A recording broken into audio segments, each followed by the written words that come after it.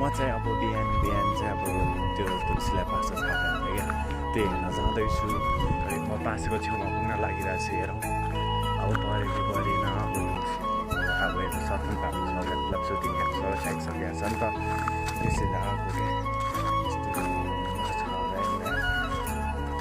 हातो पनि आएको रहेनछ होइन। हिजो अस्ति चाहिँ आएको थियो तर साल लगाएछ क्या। अनि सालक परेर पनि गएछ के छ क्या दोरी काटेर यहाँ पनि आयो कि आएको रहेनछ। बहुत ठन्डी मात्र छ जाडो छ फर्किनुपर्छ छैन। आएपछि चाहिँ यसरी सकिनु मतलब सुटिङमा यसरी खनेछ क्या पुरै दुलो बनाएको छ यस्तै खन्दै।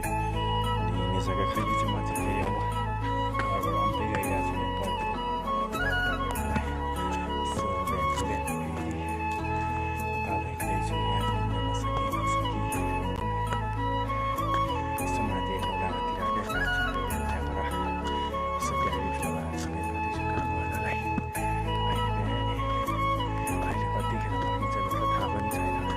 जब घामको किरण आइसक्यो क्या बाटोमा हेर्दा रोडमै छौँ त अहिले यता रोडमा हिँड्दैछु।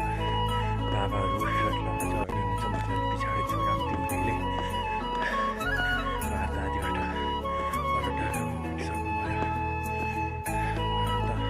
अहिले त मामा पनि आउनुपर्छ क्या मामा पनि प्लस हुनुहुन्छ।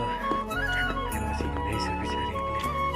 तिनजना कुराको त हिँड्छ नि म चाहिँ एक्लै यसरी भ्लग बनाउँदै हिँडिरहेको छु क्या। अब बोल्ने साथी गइछ भने अल्छी लाग्छ त्यही भएर भ्लग बनाएर हिँड्यो।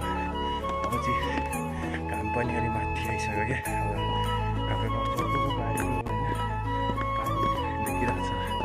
अनि त्यहाँदेखि हाम्रो क्या म अलिक परबाट देखाउँछु क्या। यहाँबाट अलिक देखिँदैन अलिक परबाट चाहिँ राम्रोसँग देखिन्छ। त्यो पानी क्या देखिएको लास्ट के मेरो मोबाइलको क्यामेरा राम्रो छैन कि म